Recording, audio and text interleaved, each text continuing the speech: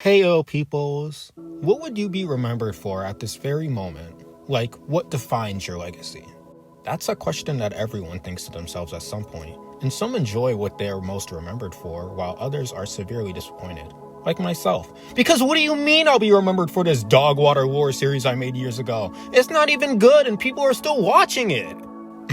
Anyways, back on track. If you've been a long-time viewer, you would know that I would mostly do lore videos, stuff like alphabet lore. At the time, the series was relatively popular and heavily enjoyed, with many people making different kinds similar to the original, and of course I did the same, making 3 lore series.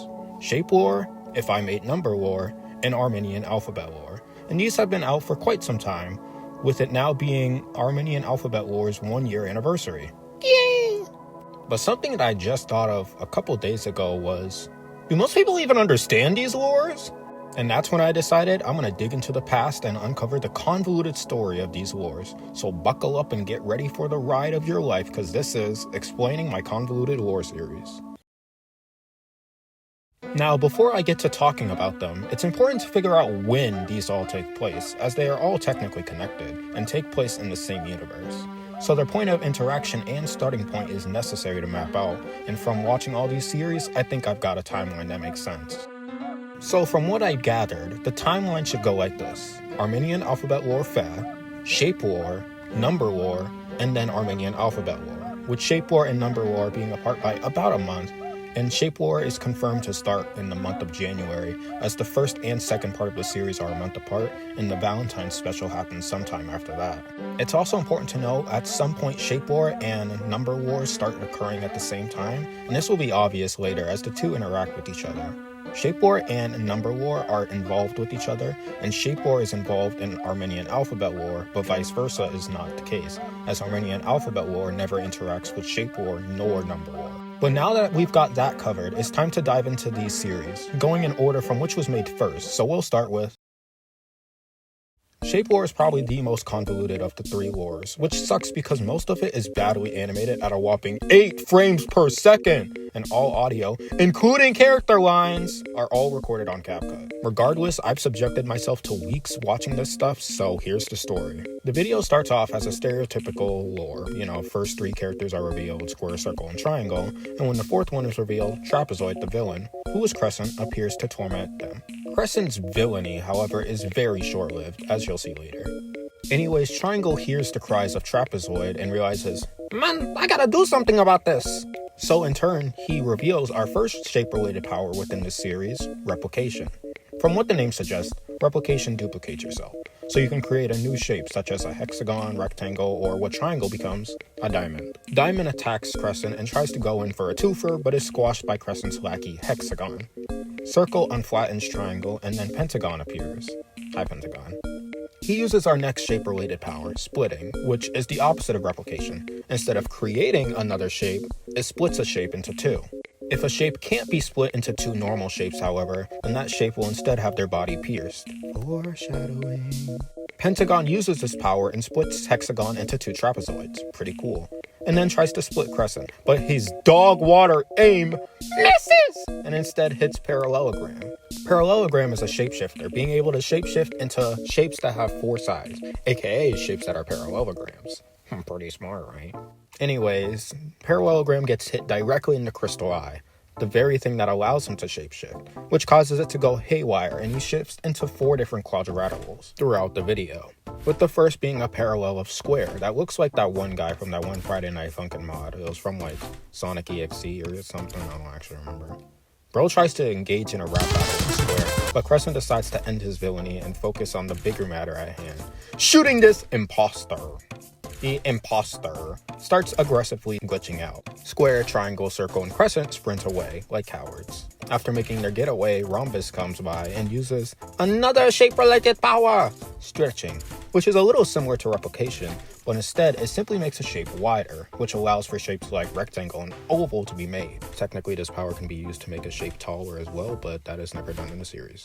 While this is happening, Parallelogram takes shape into the next parallel shape, which is Rhombus. This rhombus appears right beside them, attempting to grab Crescent but is stopped by Oval. With Square now a rectangle, they decide to make a makeshift car using 2 circles and a rectangle to get away.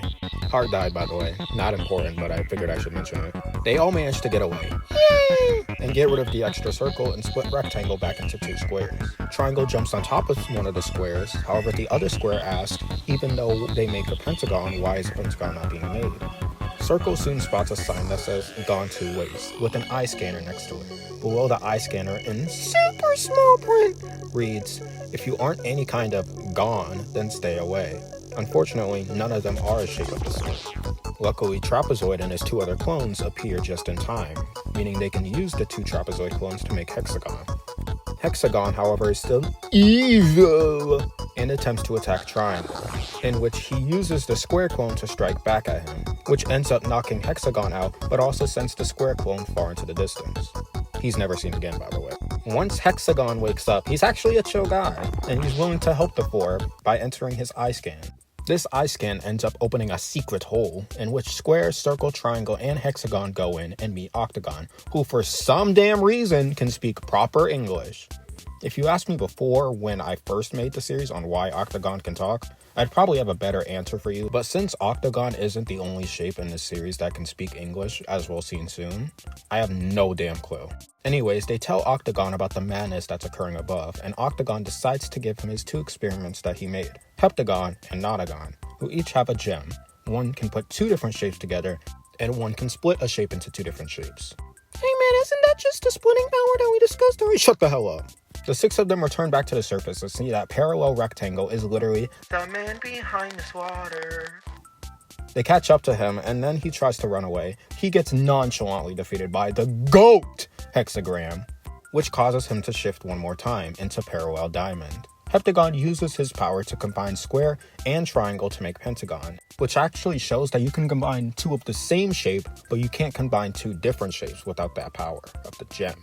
Pentagon shoots directly at Parallel Diamond, but Parallel Diamond teleports away, leading to Scalene Triangle to be shot and killed instead. Bro, this guy's got the worst aim in history. By the way, all the triangles in this lore are related, with Scalene being Triangle's brother. Super sad, boo-hoo, whatever, Crescent comes out of hiding and sees what happened, in which his genius mind comes up with an epic plan.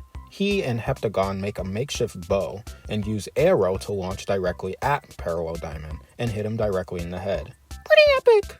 Anyways, after Parallel Diamond is defeated, he shapeshifts one last time, but not into another shape. He instead transforms into a floating crystal. This crystal holds Parallelogram inside them. This crystal, who is evil because everyone in this series is evil, attempts to manipulate Crescent into returning back to their old ways, reminding him why he even became evil in the first place. So apparently, according to what he remembers, Square, Circle, Trapezoid, Triangle, and Pentagon abandoned him in the woods, which is why he was doing this in the first place. However, Crescent refuses to do that because he realizes that's not what actually happened. See, since creating shapes is so easy, it's very possible for clone shapes to stray away from its original and do something malicious. Granted, it's very rare, but it can and is exactly what happened to Crescent, as those were clones and the real Square, Circle, Trapezoid, and Triangle thoroughly get rid of those menaces. Crystal, in anger, attacks the crew, shooting part of Crescent's tooth off and setting Heptagon on fire as he tries to defend Nonagon. Just gonna stand there and watch me burn. Unfortunately, it was not alright because Heptagon did not like the way it light and he dies. Nonagon is devastated, but somehow gains Heptagon's ability to combine different shapes. Oh, how did he do that, mister? 'Cause I said so! No, but actually, I think I got something that makes sense. Since Heptagon and Nonagon were both experiments made by Octagon, their powers are jointed together, so if one of them dies, then the other gets their ability that they had. Pretty cool idea, huh? Bet my stupid past self didn't think of that! Anyways, Nonagon uses this newfound power to create the ultimate shape. Compass Star.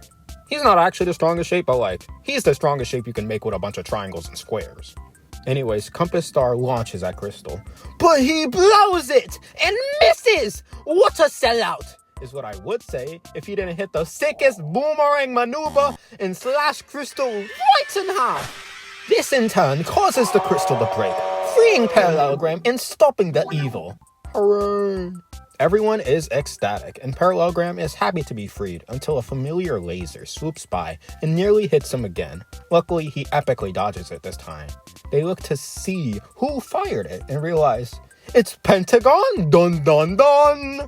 We are all in shock. Yes, we! As Pentagon laughs and mocks the crew for not knowing what a real Pentagon looks like.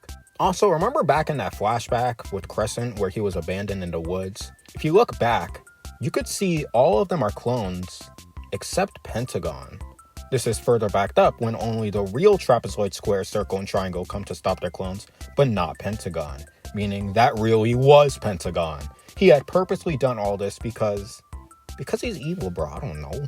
Anyways, Pentagon tries to run, but is immediately ambushed by Circle and Pick, who surround him, and then Star throws him into space, never to be seen again. Anyways, the real Pentagon comes back, which may leave you with a lot of questions.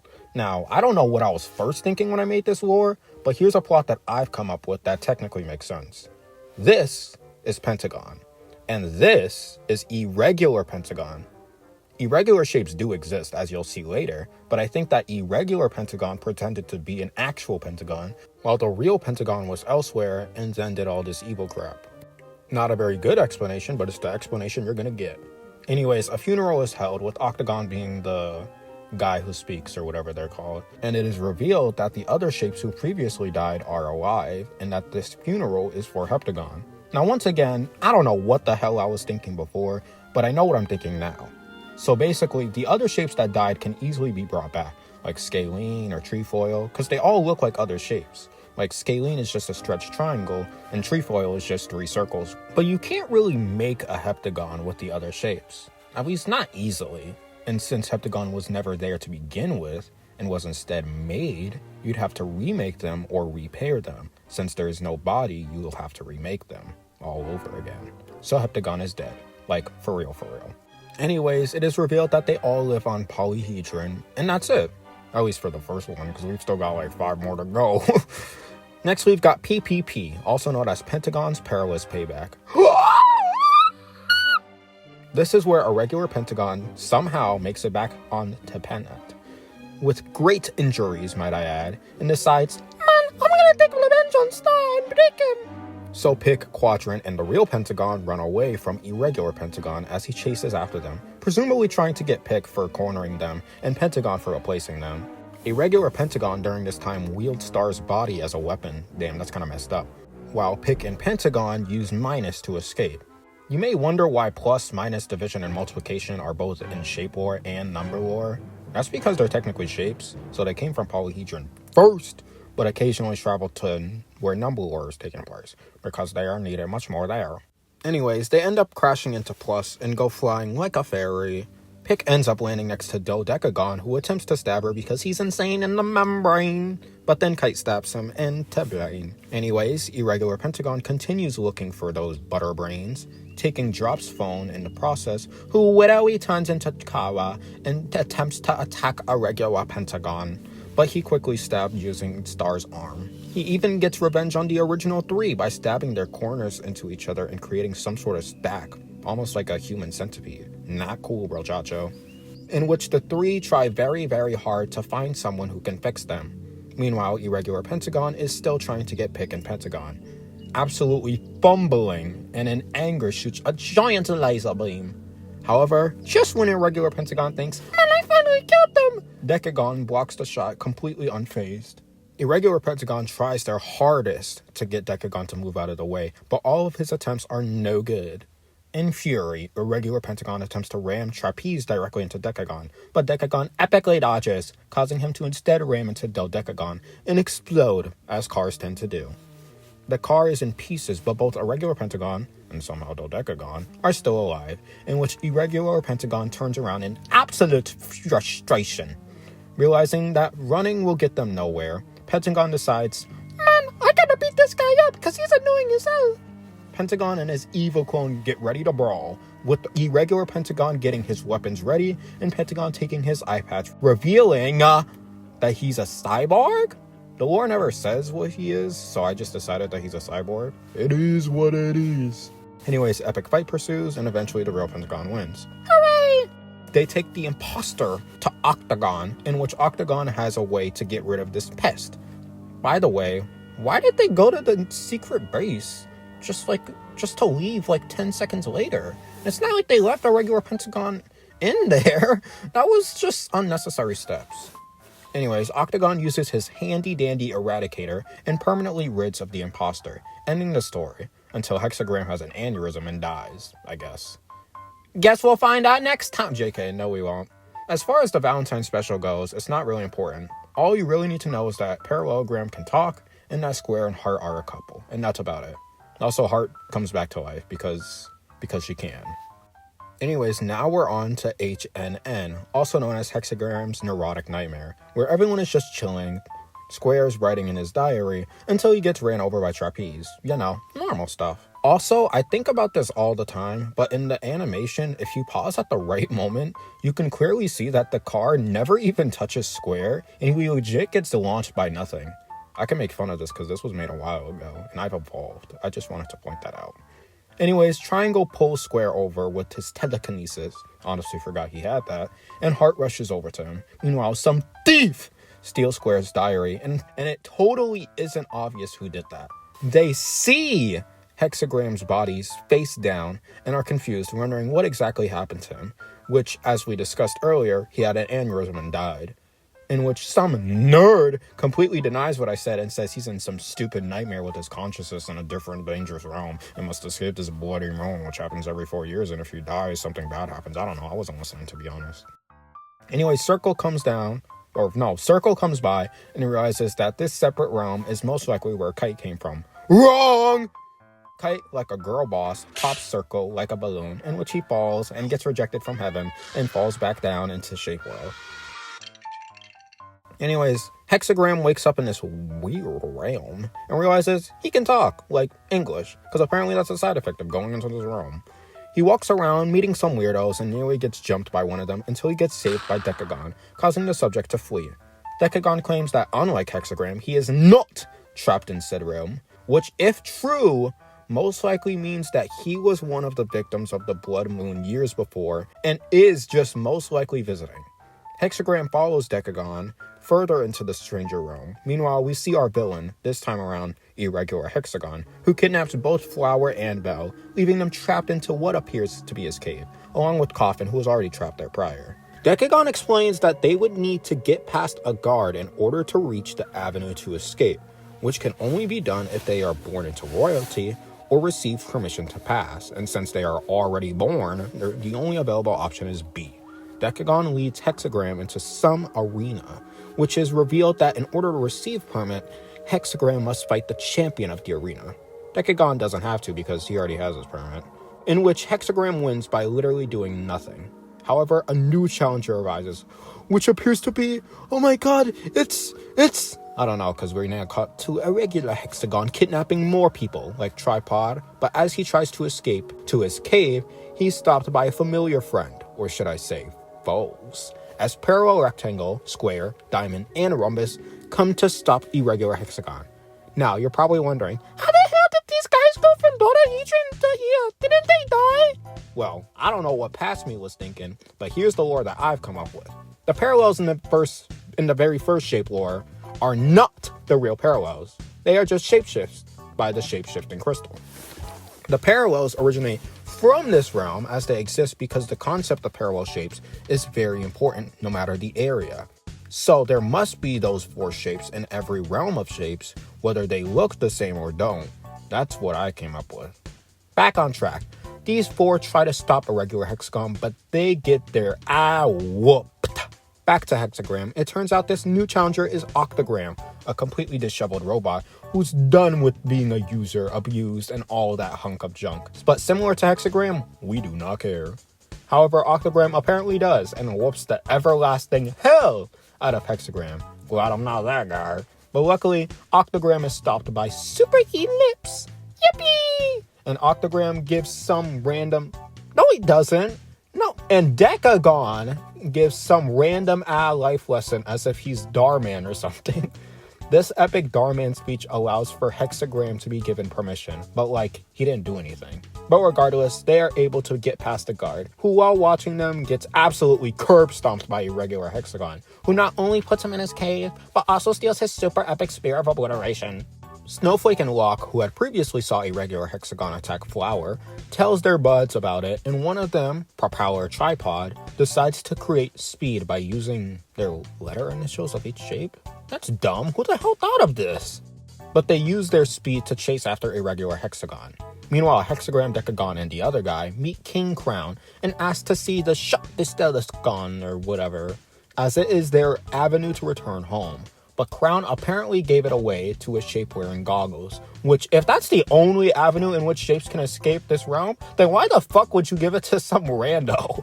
Or at least not have any information on that beforehand. Irregular Hexagon kidnaps another person so crazy, but this time the gang witnessed it. But they refuse to get involved because, like, that's not their fight. So now they have to search for this random shape that they don't even know. They look everywhere, but they don't find them. When all been lost, Bowtie, a random shape overhears them and points them to where this shape may be. While they walk in that direction, Irregular Hexagon just casually does a drive-by and snatches up Hexagram like candy from a baby. However, he gets bonked by Propeller Tripod. Epic fight occurs, banana explosion, people die, and whatever, so sad.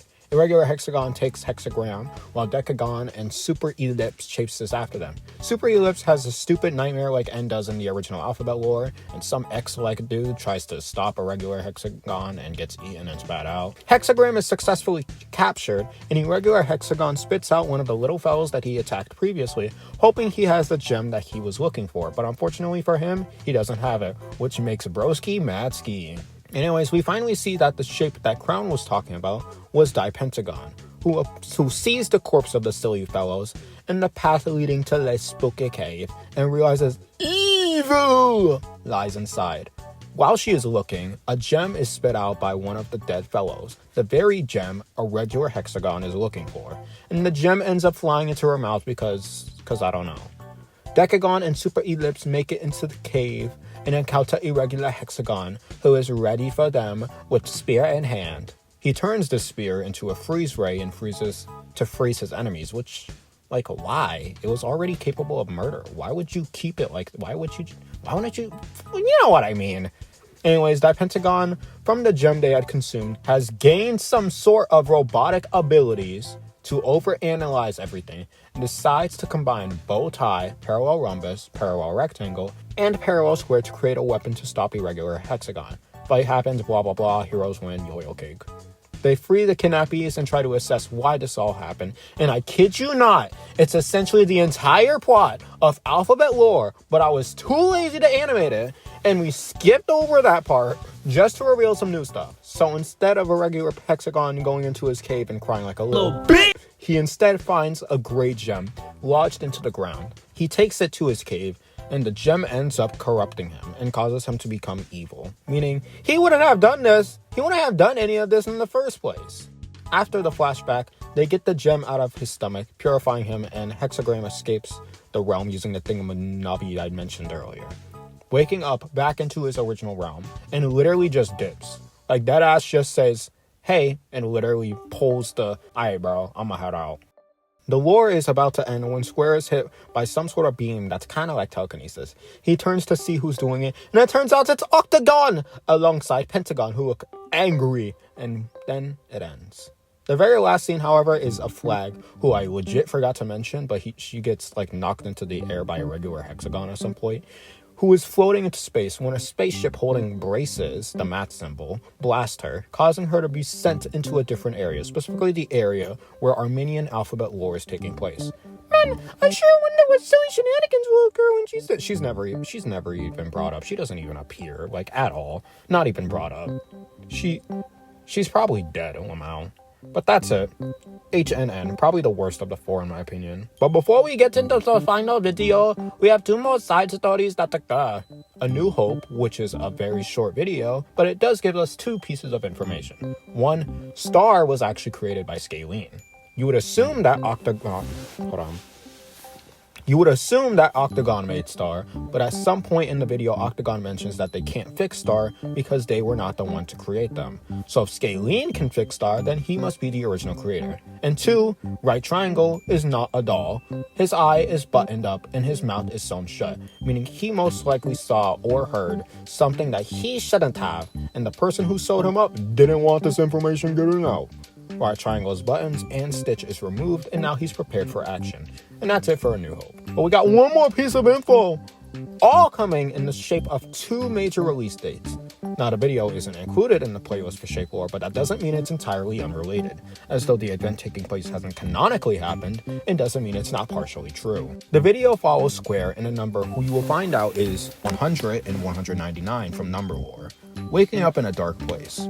The 2 explore and find trophies with contracts underneath said trophies. The trophies start off as just random numbers, 120, 48, 167, and 114. But then a couple of non-number trophies appear, with one being 3 Snoiks and the other being an orange imposter. With the last contract at the end, however, not only is there no trophy, but the contract has been ripped with barely any words being decipherable. But it appears to be the same type of contract as the other one. What lies in place of the trophy is instead a drawing with a blue square and a knife being stabbed into the drawing to keep it up. The 2 then realize they are being followed and quickly escape after some trial and error. This figure is revealed to be a square, however they are noticeably a much darker blue with creepy details, with a checklist being next to them on the wall with polyhedron circled. This square walks up to a black figure who says, "This is gonna be fun!" And then the video essentially ends. The nature of this video seems complicated, but once we watch the final video, it'll clear it out everything and leave no loose ends. No Loose Ends is the last of the tetralogy, and it's pretty much the last time we see of these guys besides from some shenanigans. This takes place directly after HNN, so we start off with Square being held by Octagon, claiming that Square is the cause of all the events that have happened thus far based on information seen in his diary. Wow, Octagon, reading someone else's diary? Not cool, Octagon, not cool. Circle, despite seeing the evidence himself, says, "Nuh-uh," claiming that Square would never do something like that, which is some dumb logic, but whatever, man. A tug-of-war match occurs with each side trying to obtain Square for opposite reasons. However, both sides are frozen by a third party, a party that consists of Scalene, Kite, Star, and Right Triangle, who take Square for themselves. Octagon and the others soon defrost and awaken in confusion, and end up seeing Heptagon, who is alive! Now you may be wondering, man, what the hell is even going on, man? And I share your sentiment. I originally thought that Octagon just remade them, but it's clear that Octagon didn't even know he was back. However, based on the context clues from A New Hope, we can see that Right Triangle's eyes are originally green, but now they are white. So Right Triangle must have used some sort of power to bring Heptagon back, thus draining the color in his eye. But hey, that's just a theory. A shape theory! Anyways, Star explains that Square is not evil with the help of a useful flashback. This flashback takes place before the events of Shape Lore, as Circle and Square are just standing there, doing nothing. Circle just dips, and only Square remains, that is, until he arrives. He appears next to Square, and clearly notices that literally nothing has happened. Quite a boring time, in which he says that he can fix this time of boredom, as long as you sign a contract, and you'll be given a full life of excitement and adventure. The contract consists of 5 rules. 1. No refunds, meaning once this contract is signed, things will never be quite the same. 2. This information cannot be given to anyone. 3. You are not allowed to ask about the logistics of the contract at any point in time, which is hella suspicious, by the way. 4. You can't change your future. It always ends the same way. And 5. No eating strawberry ice cream. Oh, wait, fuck! Square, without thinking much about it, signs the contract with him asking to receive a hype life, aka a life full of adventure. He coldly replies, "Enjoy the rest of your life," and sinks into the ground, in which it is revealed that Right Triangle was watching this whole time, in which he notices, and grabs a sharp needle and stitches a button in his eye and stitches his mouth shut, ending the flashback. Everyone is sad about this realization, as it's devastating if you are Right Triangle. Hell, even he is sad about it, wiping his eyes with a tissue. Wait, who is that? He reveals that everything Stitchy said is true. Square wanted entertainment, so he simply granted it. And he explains how with some helpful flashbacks, showing that Irregular Pentagon, who supposedly had a hatred for the original three, had been given an old photo of that one memory Crescent had. Only the bad part, however, and not the full thing. He then gave that photo to Crescent without Crescent knowing, sparking his original hatred and starting the events of Shape War. He had also been the one who helped Irregular Pentagon return to planet Polyhedron by creating a makeshift robot Snoik that not only terrorizes the other Snoiks, but to act as a cannon to launch Irregular Pentagon back. He had also been the one to place that corruption crystal back in the other realm, the same crystal Irregular Hexagon had came across and gotten corrupted. All of that just to entertain them all. He finally reveals that his name is Ecostragon, a 23-sided polygon. Ecostragon reveals that he is not here for the pity party, and he is instead here to capture Square for violating Rule 2 of their contract, in which they told Right Triangle about this. Now you may wonder, what? Didn't Right Triangle technically already know about it? And well, yeah, but the flashback Right Triangle tells reveals a lot of information that wouldn't be known if you were simply a bystander, meaning that Square most likely told Right Triangle about this agreement after or during the events of PPP, while he was still stitched up. Ecostragon found out and is now coming back to take what's his. They play another game of tug-of-war trying to tug on Square, but Ecostragon uses some weird gem to trap the crew in the sticky concoction, leaving only Kite to attempt to tug, in which she obviously fails on her own. Ecostragon takes Square and uses a portal to travel elsewhere. Just as the portal is about to close, however, Nonagon uses her ability of taking things apart and pulls the portal upward, forcing it to stay open. Octagon and Pentagon realize that they have to follow them and save Square, with Pick shortly following suit. They end up in an area similar to their own, but is instead composed by numbers with their own lore. I guess you could say it's a number lore. Anyways, they chase after Ecostragon, but is stopped by Not Equal To, who appears to be evil and bites Pentagon. In retaliation, Octagon turns Bro into an equivalent sandwich. They continue chasing after him, but Ecostragon puts up a fight and launches them away using the other numbers, launching them right into 75. 75, after seeing the evil of Ecostragon, decides to help them by creating 74,088 as a method of transportation to chase after Ecostragon. However, Ecostragon is truly not a tomfoolist, as he uses a different Sigma-looking gem to create a wall, causing the car to crash and be destroyed, as well as causing 75's gem to be launched into the hands of Pick. Ecostragon threatens the four of them to just give up, but suddenly some rando bites Ecostragon in the arm, causing him to lose grip of Square. It's damn crazy how one bite is all it took. Octagon is able to catch Square, and now the tables have turned, as Ecostragon is now chasing after them. Ecostragon tries to grab them, but Pick uses the Division Gem to cut his arm in half, and they are able to escape through the portal. However, this portal does not take them home, instead taking them somewhere else, as they are still forced to flee as Ecostragon is on their tail. They travel through different areas, through different portals, until they finally end up back home. Royal cake! They put Square down, and they realize that half of his face has been corrupted, which is truly a rut-row-raggy. Octagon wonders why Ecostragon is so obsessed with Square, besides disobeying the contract, of course, and Star reveals that the portals being made were not created by Ecostragon, they were created by Square. Bum, bum, bum. And if Square gets fully corrupted, then he'll be able to harness that power all to himself, with much more universes to travel to, and eventually there will be calamity everywhere. Ecostragon jump scares everyone and decides that this fight isn't over yet, as he summons a shadow copy of the original three villains of Shape War: Crystal, Irregular Pentagon, and Irregular Hexagon. Kite and Star dip while the OG3 take their place. A fight engages with Pentagon fighting Crystal, Octagon fighting Irregular Pentagon, and the OG3 fighting Irregular Hexagon, which is actually a little interesting because each person is fighting someone they weren't present for. Granted, none of these guys were present for Irregular Hexagon, but the point still stands. Anyways, the cleanup crew absolutely clears those dudes, and Ecostragon decides the main act is about to begin, and contorts into what looks like a mix between a spider and a Mad Hatter, which is a little creepy, not gonna lie. However, Square looks up and realizes that everyone is here!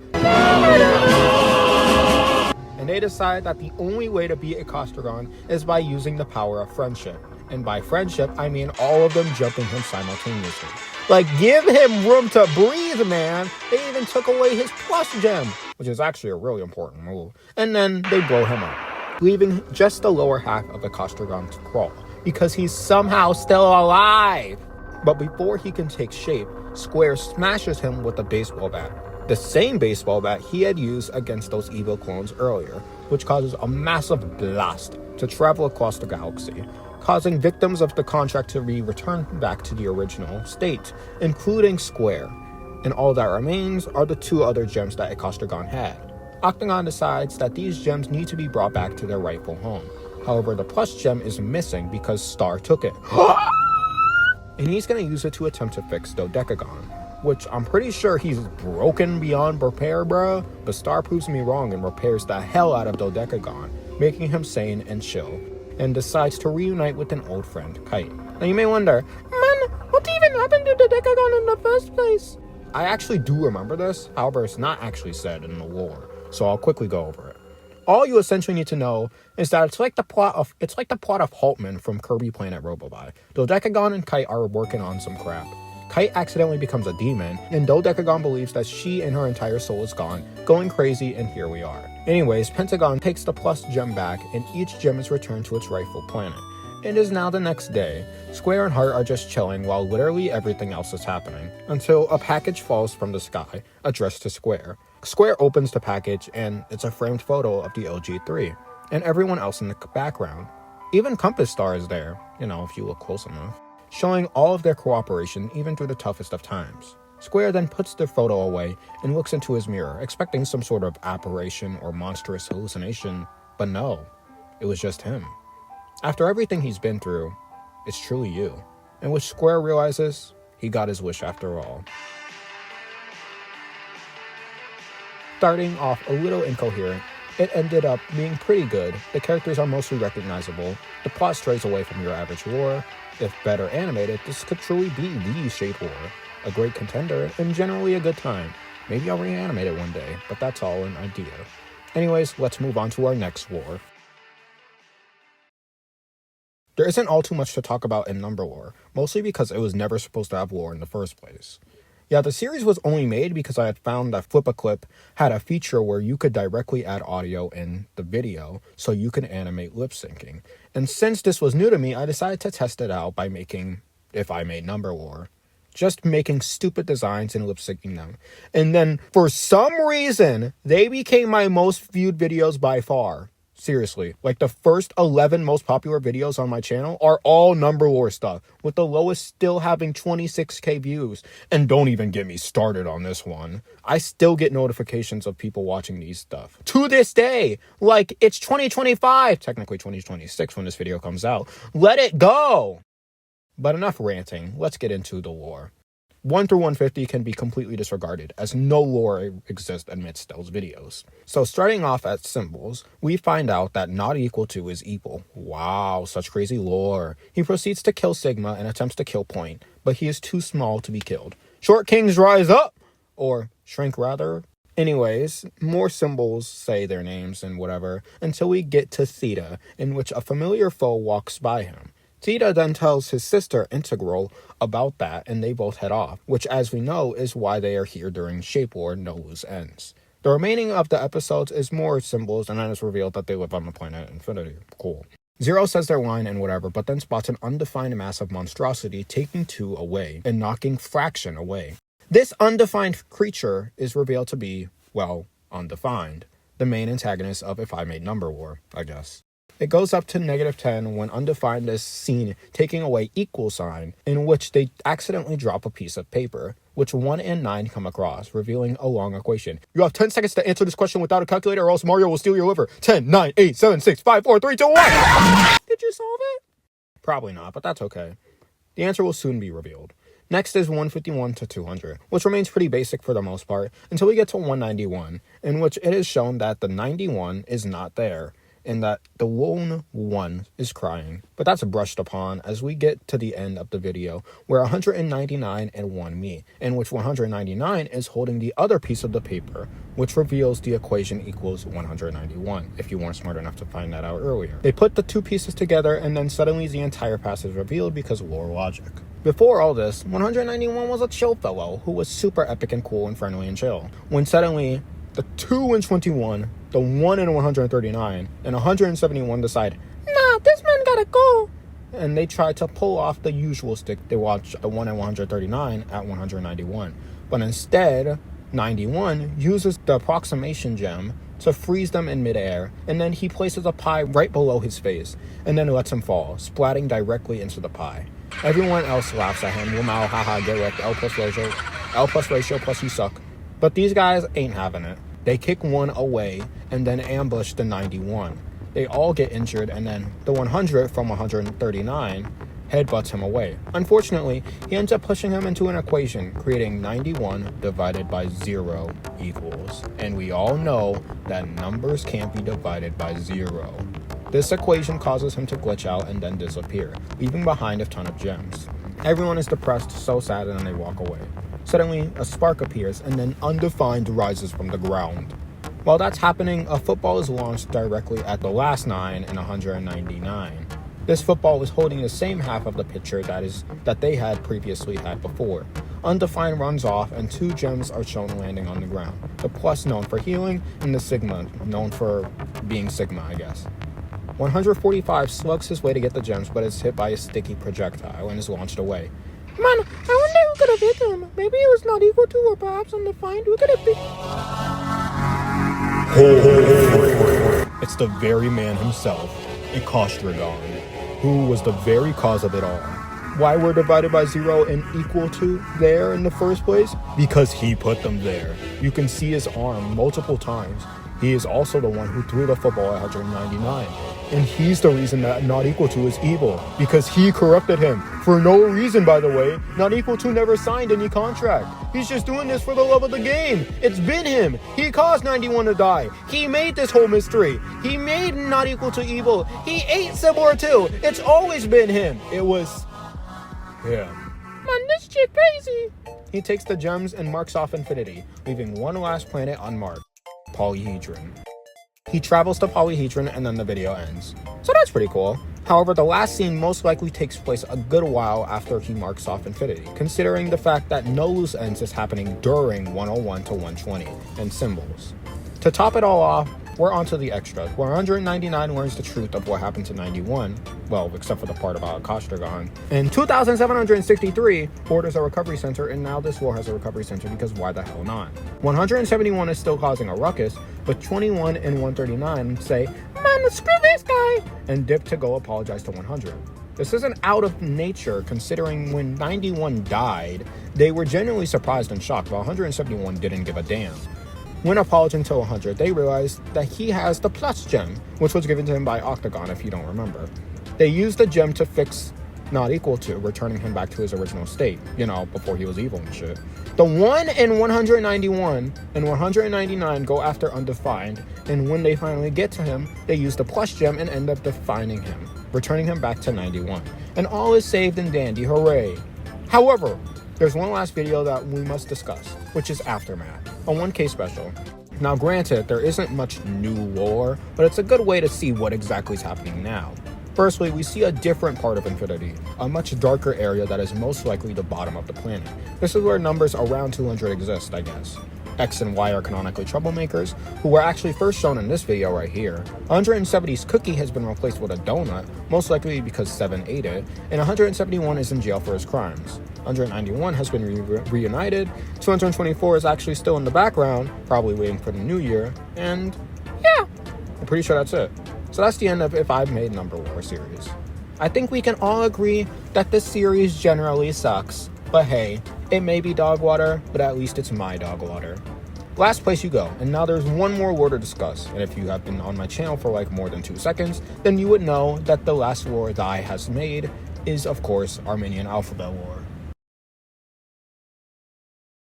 The lore starts off pretty normal, with the first 4 letters introducing themselves, and then our villain is introduced. Yet, He does some normal villainy actions such as throw a rock at Za and then uppercut and then he soon claims his first victim, Et.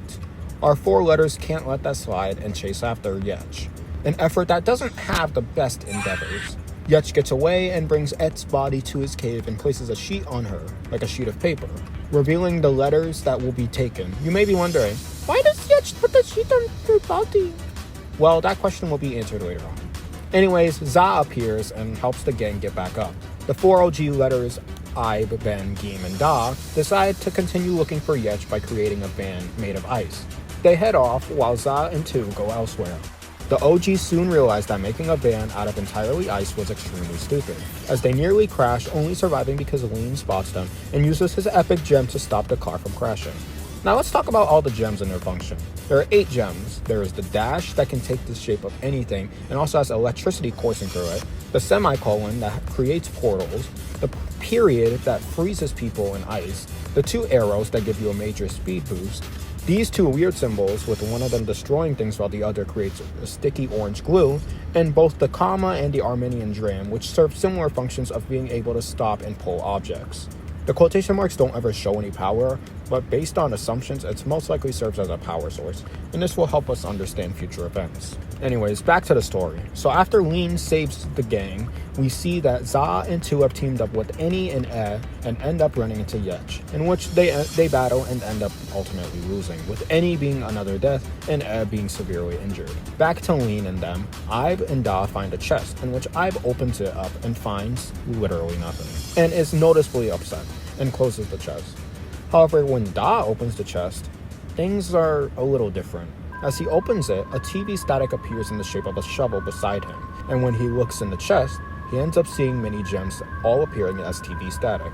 This TV static appears multiple times throughout the series, with it essentially representing a past event or past memory. This can be further proven by comparing the TV statics with what happens in Fed, which we will do later. While Ib is looking inside the chest, if you pause at just the right time, you can actually see some sort of ship in the air, as there was supposed to be a season 2 to Armenian Alphabet War, which would have most likely been Greek Alphabet War, but I decided not to. Anyways, Lean finds Ka and Ken just chilling until Yech ambushes them and takes Lean's gem. It seems like Ken will succumb to Yech, however Ka steps in and transforms using the gem she has and smashes Yech in the face, initiating an epic fight scene. If you want to see that, you'll just have to watch the video yourselves. Anyways, Ka tries to shoot Yech, but Yech dodges the first shot and epically reflects the second shot with his robot head, hitting a bystander, but this scene actually does allow us to predict what actually happened to Yech. As you can see, when he takes his robot part off, you can see dried blood in an exposed bone, which will be solved once we watch Fed. Ka gets angry and retaliates against Yech, knocking him to the ground. Ka stands over Yech as she prepares to shoot him. Everyone is present and is watching, with even Ze, our interesting character, taking a peek himself. Or themselves, I guess. After it seems like this is the end, Ka prepares to take the shot when BLAM! Like lightning, Ze strikes Ka with a sledgehammer, both breaking her body and knocking the gem off her body, revealing that he is the second villain and sidekick to Yech, which actually answers why Yech put a sheet of paper on Ed, so Ja could put her in the proper placement while Yech was looking for other letters. He most likely found out that Yech was in danger simply by looking through the top of the cave and seeing the fight ensue. He and Yech quickly dispose of Ib, Ben, Geem, and Da and take Ken away. Ib, Ben, Geem, Da, and Lean are left to stare at the broken body of Ka as she soon dies. Ken is taken back to the cave and is pinpointed with arrows. Yech now has 2 gems, so Yech and Ja go out looking for rare and new, taking an arrow with them. Za and 2 end up meeting the gang, and he asks what happened. Lean reveals that Yech took Ken and that Je is also working with him, which leaves the 2 in shock. They see the 2 of them come out of their cave, and Za and 2 decide to check it out, taking Geem with them while Lean takes his crew.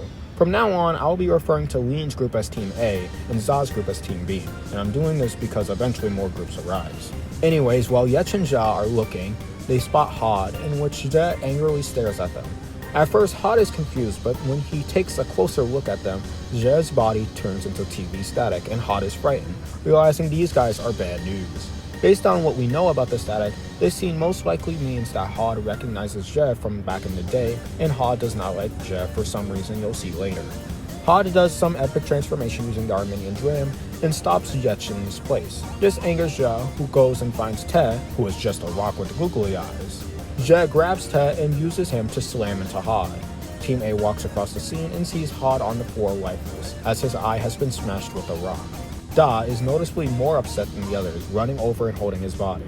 While this is happening, Lean takes a closer look, and wouldn't you know it, static appears. But amidst that static, you can see what appears to be a young Hod holding a young Da, in the same manner that Da is currently holding Hod. Team A decides to continue their track, while Team B is heading off to storm Yech's cave. Men and Yi decide to join forces after Yech absolutely smashes Yi into the ground. By the way, Yi is probably gotta be the most tragic character in the series, as you'll see later. Anyways, Team B arrives at the cave and decide they must go get So, that's another letter, to assess and progress. So they go back. Noon appears and hides from Yech and Ja. He goes to Rare and tries to warn him about this, but Rare thinks he's crazy for some reason that will make sense later. So to protect himself, Noon decides to join Group A as a source of protection. Yech and Ja end up running into Sha, a big-ass dragon with ice powers. But with the power of mercy, they end up taking his gem and reverting him back to a small dinky letter. But Ja ends up swallowing the gem in the process. Ja and Yech look down at the itty-bitty little letter, presumably about to annihilate him, until Team A does the smoothest entrance in history. Well, specifically Da. Ja and Yech are prepared to fight back until Ja ends up coughing and coughs and causes the gem to shoot directly at Yech, which doesn't freeze him due to reasons that will be mentioned later, but it does give Yech an idea. As the wise golf ball once said, it's always great to use your friends as tools. And Yech does exactly that, using Ja as a gun and shooting Team A, which ends up hitting and freezing our boy Lean! No! All my homies hate Yech. Anyways, Yech and Ja ends up getting away like your average cartoon villain, leaving Team A greatly disheveled. Meanwhile, Men and Yi and now Ho form Team C and end up finding an orange gem, which is the same gem that Ekostrogon had and was returned by Octagon. Man, this team is stacked. Surely they're gonna live for a while. Anyways, Ja and Yech are assessing what their next move is, and if you look really closely, you can see that Ja and Yech are planning to take Noon from behind. However, as they are discussing this, Ja gets shot by a sticky substance, trapping him on the rocky formation, in which it's obvious that Team C did that. Team C and Yech engage in a fight, and as a result, Yech stabs Ho with the arrow he had grabbed earlier, which uses up Ho's last life, putting an end to them permanently. Yech takes that gem and sticks Yi and Men together, frees Ja, and runs off, or drives off, I guess, preparing to put their plan into motion. Meanwhile, Team A and their new member Vu are staring at the frozen body of Lean in disbelief. While this is happening, a rock is thrown onto his body from the left side, making a clink sound. Team A looks over to see who threw it, but then there's no one there. Team A continues to stare in confusion while Yech and Ja put their plan into motion, sneakily taking Noon and stabbing him in the mouth shut with the same arrow, gross by the way, to prevent Noon from making any noises. Low-key kinda smart. However, Rare, watching from the background, makes a loud siren noise to draw Team A's attention and startle Yech and Ja, which it does. As Team A turns around, they see in broad daylight Yech and Ja attempting to kidnap Noon, so they bolt after them, specifically Vu, which by the way, if I saw that running towards me, I'd actually combust because I'd be cooked. Anyways, Yech uses the gem on Vu to glue his legs to the ground, while Yech attempts to use Ja's tongue as a propeller, which is an idea to say the least. Vu is able to get unstuck and Yech is able to get Ja's tongue spinning. Vu makes a heroic leap to grab Noon, but unfortunately Yech uses Noon's body and smashes it against Vu, causing him to plummet down into the ground, breaking one of his legs as Ja, Yech, and Noon fly off into the distance, never to be seen again. Damn, this team sucks!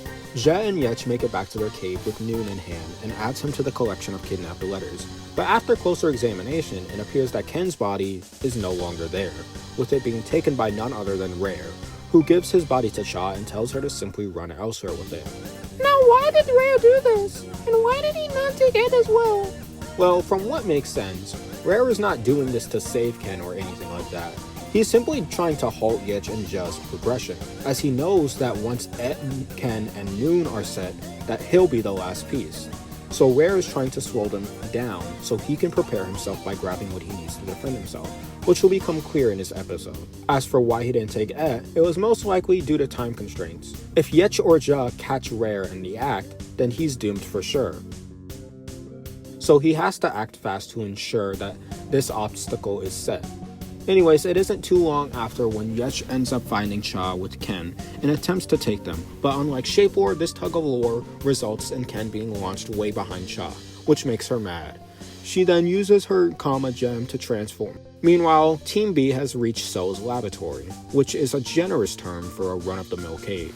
They enter and find So, and also I'm pretty sure that's right there, meaning Za and Tu have been there before. They tell So about the conundrum at hand, and So decides to join their team. Coolio! They decide to head back, but while leaving, a black box falls off the shelf and Geem notices. Geem goes to put the thing that was in the box back inside, but he takes a closer look at this thing and realizes it's a framed photo. A photo of what appears to be young So and young Yech working together to make Ka? It appears that the husk was made by So, but the heart was made by Yech, meaning that repairs on Ka are impossible because the one who made her is the same one who brought them down. That's pretty cool. But you know what else is cool? Lean, as he's frozen in ice. Hold up, as it appears that Lean's lower half is still frozen to the ground, and it is revealed that Lean is dreaming. Lean sees Za and thinks he's a friend.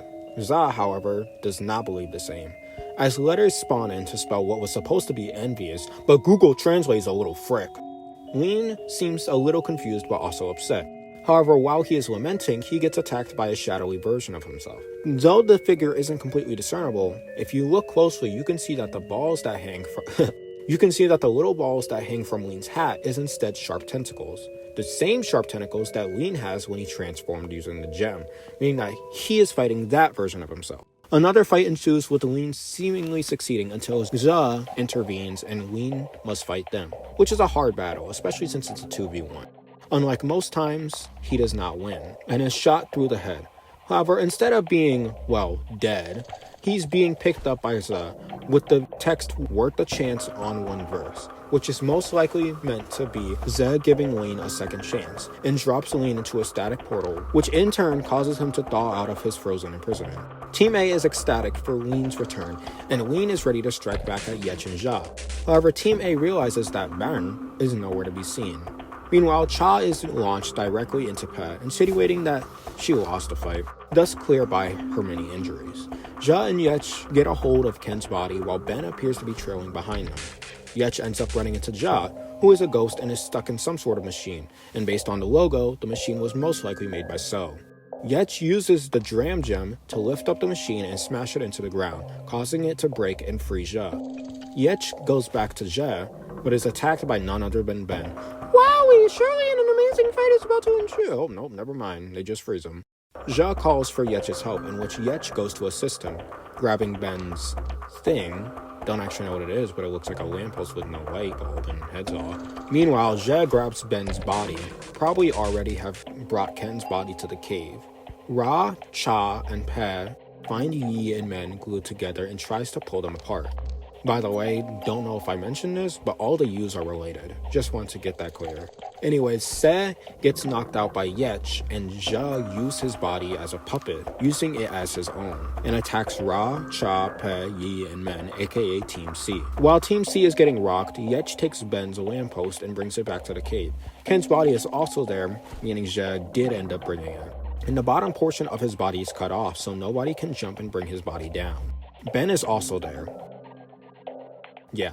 Yech gets Ja, who is waiting for him, and Yech brings the semicolon gem and this other thing with him, which will be useful later. Meanwhile, Yi and Pe are left in Team C, as both Cha and Men have been killed, with Se facing them, wielding a trophy, which I believe says cutest boy, but I'm not 100% sure on that one. Before Se can get them, Veb swoops by and kicks the hell out of them with gold, which probably hurts a flake ton, which causes Ja to leave his body. Vev, however, did not know this, so when Se gains consciousness and wakes up, Vev uses the trophy and splits Se in half, killing him, which is why Pe looks so annoyed in the scene. Alright, now let's get a quick refresher before we continue. Team A consists of Lean, Aib, Da, and Vu. Team B consists of So, Tu, Za, and Geem. And Team C consists of Pe, Yi, and Vev. Za, E, Te, Ja, Rare, Ben, and Za are all alive, but are either injured or are generally not on any team. And everyone who was previously mentioned but is not here is dead. Okay, let's continue. Ja and Yech run into Ten, who is being quite annoying with his speedy gem. So Yech simply puts his hand out so he crashes. Crazy how the Flash gets cooked by one rogue foot. They take his gem and then nail him to a rocky formation upside down. They come across the scene after Z's possessive episode and decide to use it to their advantage. Yech uses the semicolon gem to grab the lamppost and Noon from his cave and uses the bodies around along with himself to spell the word find, which transforms into a compass that Zhe uses so that they can find Rare. This compass takes them directly to where Rare is, which is a marked rock formation that Rare is frantically digging at. Yech tries to attack Rare, but right before he can, Yech ends up finding what he was searching for, his gem, which is the Dash Gem, taking the shape of a spear and halting Yech's assault. But it doesn't stop it entirely, as Yech uses the lamppost to strike back, in which a fight ensues with Rare being injured but is able to dig away from Yech, preventing his capture. Yech and Zhe use the semicolon gem to return back to their cave, along with Noon and the lamppost. Rare gets away and ends up joining Team A, and comes up with the plan to presumably strike back, with a group pick this time, which probably won't work, but it's worth a shot. Vu, Rare, and Da join together to spell worm, which makes a very large worm. Lean and Ibe go inside the mouth, and the worm proceeds to dig underground, with its digging being so strong even Team B can feel it as the worm digs under them. Meanwhile, Zhe and Yech leave their cave and end up seeing Yin, who they initially ignore as they don't see them as a threat. However, Yin uses his, whatever you'd like to call that, to stab Yech. It's clear they aren't here for any tomfoolery, as the two combine to create, well, Yin, but much cooler looking, and proceed to fight the two. However, unlike most times, Yech and Zhe are actually losing, for two main reasons. One, Yin has very fast reaction time, being able to dodge any attack thrown at them. And two, Zhe and Yech are definitely tired. I mean, all of this is taking place in one day. So they've been doing this from the very morning. It's clear that their fighting skills have been diminished as the day goes on and more fights happen. Yech is eventually knocked out by the fast foes, but while they are distracted, Zhe grabs one of the Yins and waddles away, waddle, and slams him into the ground, keeping him there with his teeth, while the other Yin tries to pull Zhe off. Realizing that Yech is doomed if Yin isn't stopped, Zhe sacrifices himself and uses the period gem to create a giant glacier that is so large that everyone within the vicinity can feel it, which pierces through Yin and of course, Zhe. Yech soon gains consciousness and sees the aftermath of, well, that, and in an effort to free his friend, shoots the ice, specifically using the gem that Ka originally has. The ice, however, is too strong, and the blast merely bounces off and hits Vev directly in the head. Yech continues to try to free his friend, but Team B shortly arrives and Yech is forced to flee. With Yech's only friend now a frozen remnant of the past, it doesn't take long for Yech's heart to freeze as well. With no one to yearn for and no sanity left, he has gotten rid of everything he knew in order to start his last stand. This bazooka, by the way, is made from a radio, Yech's headgear, Yech's laser, and the machine that Zhe had been trapped in, evident by most of the parts you see on this hunk of junk. And as you see later, Yech puts all the gems he currently has inside of the machine, meaning it has the powers of the Speedy Gem, the Dram, and the weird Ka Gem. I know there's more, but these are the only ones he ends up using. Meanwhile, Team A, who also felt that, are attempting to reach the cause of the quake. Pior is also here, and he senses something in the distance and decides to check out whatever he is sensing. Also, Za is here. Wow! This is the last time we see him alive, however, which is kind of sad. It turns out what Pior was sensing was Ten, you know, the one who's nailed to a rock. Ten notices Pior and demands that he frees him. However, Pior has different plans, presumably because he remembers something, and instead punches Ten and leaves him to hang. Za instructs Ka to find a chest and bring it to Yech's cave, in which he obliges. Team A and Team B reunites as they both meet each other at the frozen glacier. However, this sweet reunion is soon to end as Yech arrives over, wielding Ben's frozen body and the large bazooka he had made. And he now has caution tape all over him and some spray paint on his nose. The caution tape is actually supposed to be bandages since Yech doesn't actually have any. Team A and Team B are prepared to fight Yech, but with Yech's perception warped, he has no care for morals or guilt. He starts his retribution and shows them no mercy, as he swiftly gets rid of So, Tu, Za, Vu, and Ibe's right eye specifically. It is only then when he is held tightly by Geem and Da. However, Yech stabs Geem in the eye and knocks Da away. Finally seeing his opportunity, Yech takes the bazooka and points it directly at Lean and fires. Luckily, Sha is here, kinda forgot about him, and he uses the scraps from Ka's body and protects Lean with it. I guess the gem doesn't work on metal, or maybe Shaw is just OP like that.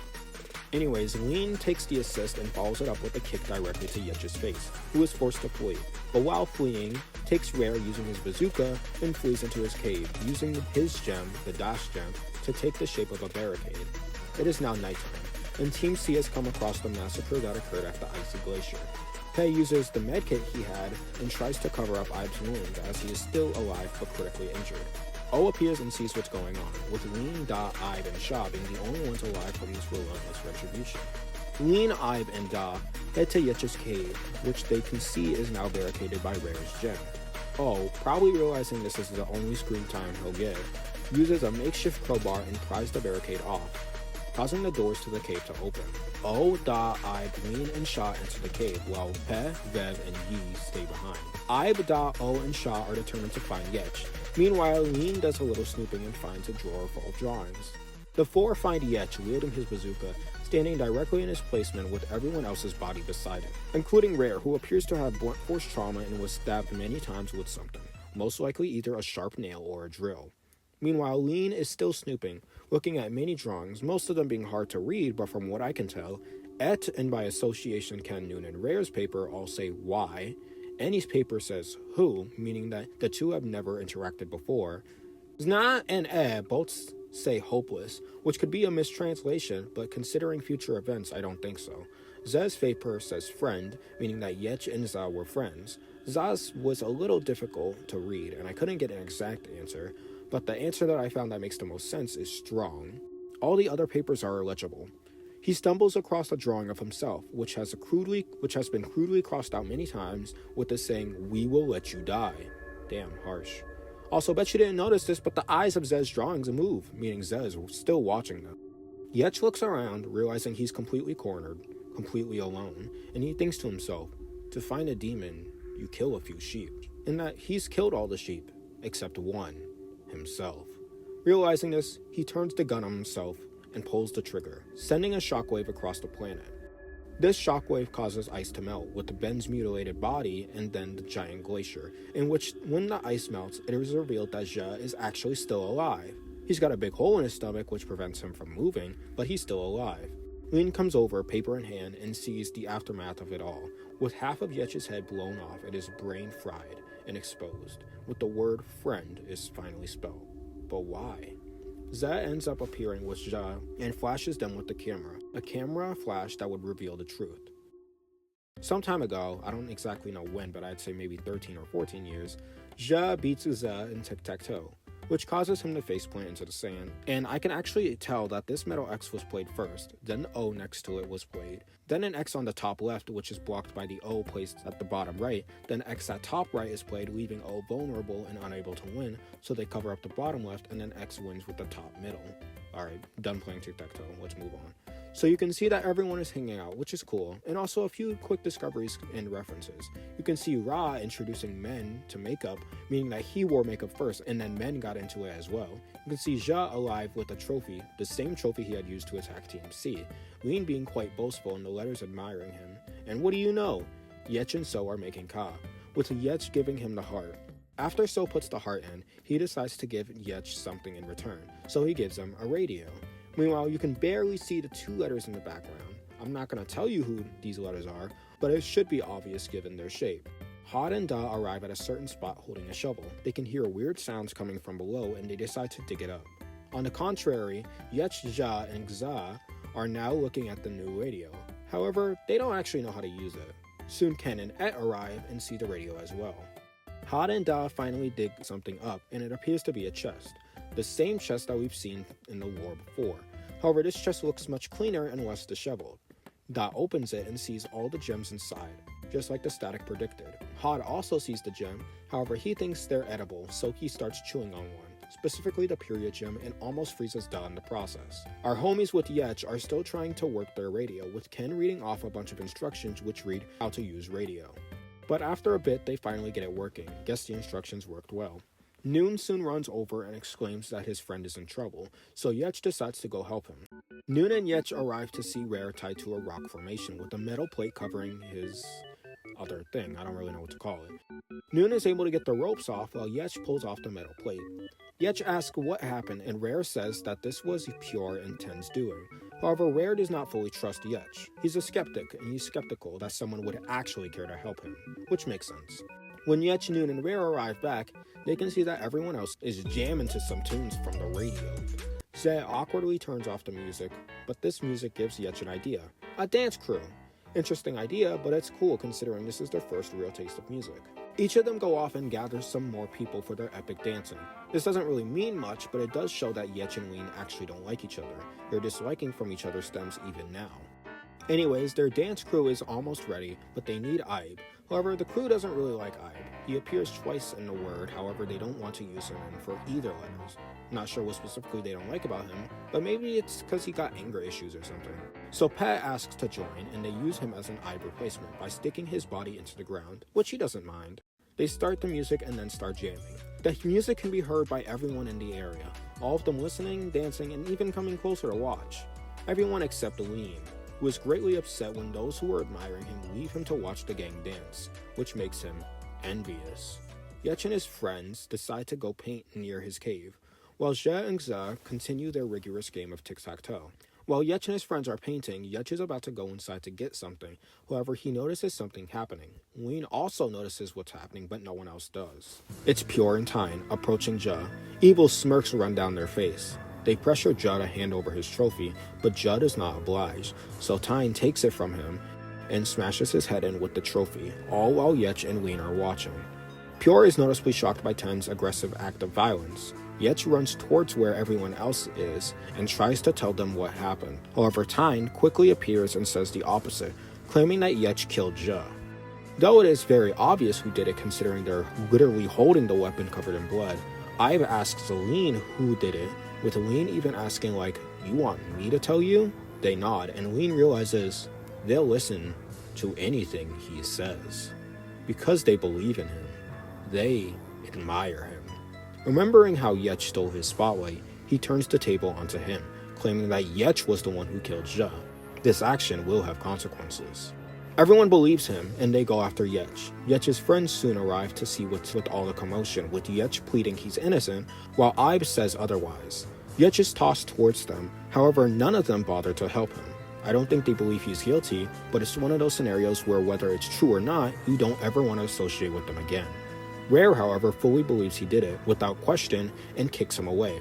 Sha then runs him over with his skateboard, and Yin picks him up. Xe and Zhe hear all the yelling and go to check it out, and then Lean kicks Yech all the way back to his cave, which also detaches part of his head. Now, this might be a really cool coincidence, but this kick is the same kick Lean had been given by the shadowy version of himself during his frosty nightmare. It's also important to note this, but whenever the letters use their gem, they simply transform into what appears to be an upgraded version of themselves. All of them except Lean, whose gem form is much more evil looking than anyone else's. And considering the fact that this is the form that his shadowy self takes in his nightmare, it's most likely that this Lean isn't supposed to be a superpowered version of Lean. It's supposed to be a reflection of his past self, self-centered, envious, and unforgiving. Anyways, Da and Hod walk up to Yech's cave, and Da shoots Yech with the period gem, which of course freezes him. And this is actually why Yech can't be frozen back in Sha. The gem only allows someone to be frozen once, and if someone has wielded the gem before, then they become immune to it, which is why Da has ice on his body when he's an adult. And before you say, "Oh, Jay got frozen by the gem, though, so that makes no sense," he was never directly targeted by the gem. He created a glacier, but he didn't specifically freeze himself. He just happened to be caught in the crossfire. She and Za watch as this happen, and Zhe uses Te to knock Da out and go save his friend. Hod picks up Da as he's been knocked out, reflecting the static we had seen back in Te, where Da had picked up Hod after being struck by Te. Zhe enters the cave and sees Yech frozen solid. He tries to free him by biting the ice, but this only hurts Zhe and gets him stuck. Zhe starts to cry, probably out of pain, because that would hurt a lot. His tears, however, start to break the ice. Zhe notices this and tries to break free, but his mouth is stuck. He uses his tail to open the drawer and look for something that may cause him to cry. He ends up finding a taser. So with no other options, he grabs the taser and tases himself, which of course makes him cry buckets. And all these tears cause the ice to break and freeze Yech. Yech is happy and hugs Zhe, who clearly isn't used to physical contact but is happy nonetheless. However, the party ends when the two of them look back to see that the exit has been froze shut by none other than Da, who froze both the entrance and the exit, meaning Yech's cave has been transformed into a frozen prison with no escape. Da then flings the period gem elsewhere, in which we can assume that Sha finds it at this point. Et, Noon, Ken, and Rare seem to have mixed feelings, with Et and Noon feeling sad about all this, while Rare doesn't really care and heads off along with Noon. Hod takes the Armenian dram and Rare notices, which is when he probably takes the yellow gem. Ten is gloating about the fact that he didn't face punishment for his crimes until Pior comes in and crushes Tine's tail, most likely because of the Zhe murder.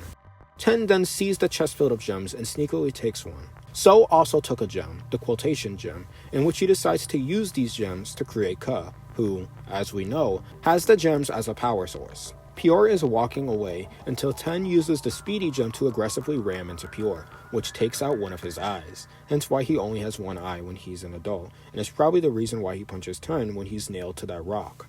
Lin sees it all but simply does not care, and goes about his day, but you know who does care?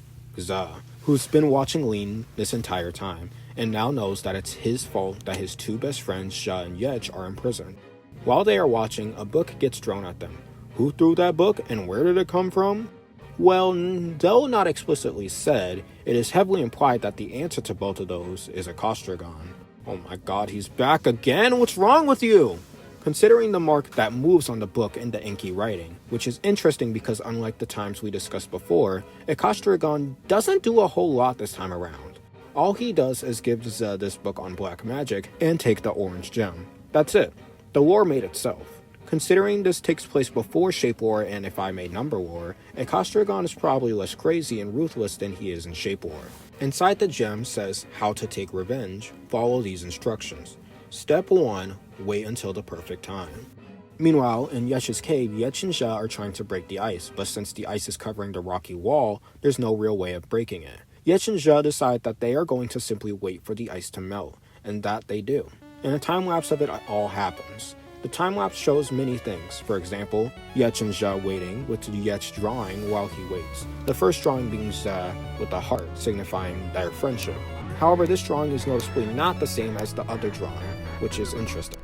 Then he draws a picture of the ice melting, and then he draws another picture that the stupid Flip-A-Click Lolo is blocking. He also draws a picture of a robot helmet, the same robot helmet he's wearing during the entirety of the war. It's used to cover up his exposed wound. Another picture is drawn and it appears to be a drawing of Yech's old friends, Et, Ken, Yu, and Rare. However, these next drawings signify Yech's mental decline, as 3 of the drawings are of someone dying, with Da being frozen in ice, Tine being punctured by nails, and Lin having his eyes stabbed out. And one drawing is just a bunch of stray pencil marks. I guess this explains where all the drawings came from. He made them as his only source of entertainment, as he either waits for the ice to melt, or waits for his misery to end, permanently. Meanwhile, Zhe spends the rest of their life reading that book they were given, day and night, no matter the weather. They just stand there, reading, over and over and over again, losing years off of their hopeless life, dedicating it all for that one time for revenge. So, on the other hand, spends his life building Ka, part by part, tool by tool, paint by paint, and then it happens. The ice finally melts, but it's far too late. It's been years since Yech and Zhe have seen the sun, let alone another letter. They've been given all the time in the world to ponder, think, remember, assess, and most importantly, progress. A paper slides through the door, most likely a paper written by Yech when he was still innocent, as it reads, "Forgive those who have harmed you, but nothing can be forgiven now, not ever again." As we see a familiar plane, the very plane that the first ever Armenian Alphabet War episode took place. Meaning, this is when it all started.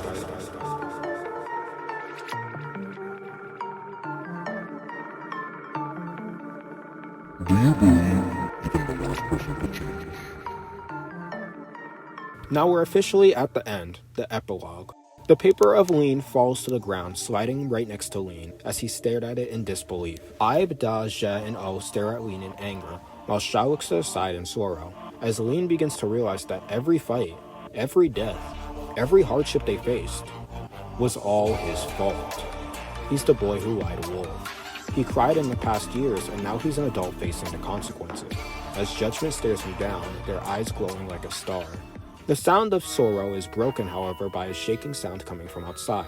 Gza and Lean go outside to see what caused the noise, and they realize there's a horrible sandstorm caused by one of Fez's ellipses coming down the plain, as the bright planet shines on this day we call Doomsday. The winds are so strong that it ends up killing Zna and Ted, as it smashed them both against the cave. A ghastly letter floats about with scythe in hand, and looks like Yetch. Yi, Pet, and Vev all fly in the wind, with Yi and Pet landing near the cave, while Vev is still blown from afar. Ten is also in the midst of it all, still nailed to that rock and blowing in the wind.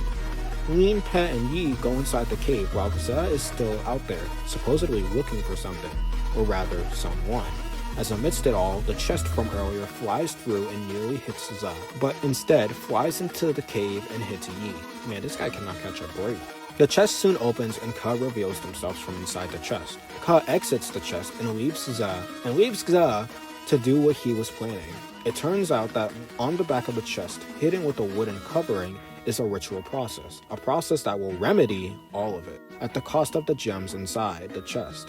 Gza gets an idea to start the ritual. He and Ke will find a place to do the ritual and mark the ritual in the sand, just like they used to play tic-tac-toe, while Lean and the others get all the gems and bring it there. Lean gets most of their gems from the bazooka Yetch made. However, 3 gems are still missing.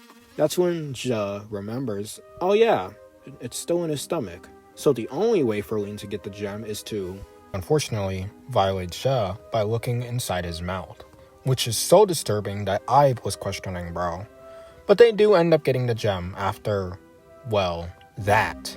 And they use the semicolon gem to portal to where Gza is. Lean, Da, Ibe, Sha, and Ja all go in the portal, while O, Yi, and Pez stay in Yetch's cave. They make it to Gza, and Lean says that they are still missing the quotation and dash gem, in which the dash gem happens to fall right next to them. Where was the gem before? Well, this dragonfly took it. This one right here. And then I guess he did this sweet drop off and drops the gem right there, or maybe that was an accident. Who knows? Lean, Gza, and Ka then realize that the quotation gem is inside Ka, which I feel like was obvious, but whatever. They try to assess a safe way to get the gem out of Ka without hurting him, but Ka, like an absolute madman, just smashes the glass to his own face and grabs the gem, which, of course, causes him to die, as he no longer has a power source. Salute to Ka's sacrifice. Gza grabs the gem and prepares to start the ritual, as Ibe and Da nod in approval. The ritual begins and Gza is floating in the air, with all the gems circling him, and the Kama gem being directly above him. The ghost letter then fades away, and the sandstorm begins to slow and eventually stop. Zed begins glowing with the ellipses moving, and the sky returning back to its original state. With stars in sight again, even rocky formations begin rising again. Those who alive stare in awe at the insanity of what is happening. As the fog is lifted away from Vez's head, Zed's glowing body begins to crack under such intense pressure until eventually it shatters, breaking into several star shapes that fall onto everyone, restoring injuries, death, and memories. Well, injuries that happened recently, as Pure is still missing an eye. Everyone comes alive, staring into the sky, as Two's other half finally wakes up. Damn, took her long enough. Yetch and his friends are brought back to life, and they all exit the cave, with Rare crying, most likely because he found someone that actually cared about him, and he tossed them aside. It's pretty sad in his case. So many people feared and disliked him, it was hard for him to believe that anyone would ever like him. Everyone reunites with their original friends, Da and Hod, Ibe, Ben, and Geem, Yetch and Ja, all of them, except Lean, who is still staring at the ritual site in the last place Zed was standing. Ka and Vu try to talk to him, but he is unmoving, and they don't really know what's wrong. It eventually becomes nighttime, and Lean is still there, staring, all alone. That is, until Cha, Lean's sister, yes, these two are related, and Yetch arrive to see what's up. Cha sits down with Lean, staring upwards, until a piece of paper suddenly hits Lean in the face. He picks it up and sees a drawing of himself that says, "The past equals the future, you are a hero," which is an interesting line, but I believe it's meant to signify that the past is only what you make your future, meaning what already happened isn't important, it's about what you do in the future that shapes your past, and Lean can accept that. Though he can't forget the loss of Ze, he can still live to accept his past, as it isn't what matters, it's what he'll do later. It's pretty obvious Yich wrote that. Yich leaves to go hang out with Ze, while Lin and Cha sit and look beyond. As the screen starts to glitch out, it is revealed that this entire war series, is all a replay that Ze has been watching the entire time beyond death. With all the gems serving as his TV remote, as Ze looks on and smiles for the first time in years. The end. And that's pretty cool. But wait, there's a line I actually forgot to translate in the epilogue. But since this came out so recently, I still have it on CapCut. So let's just take that line and see what silly thing it translates to.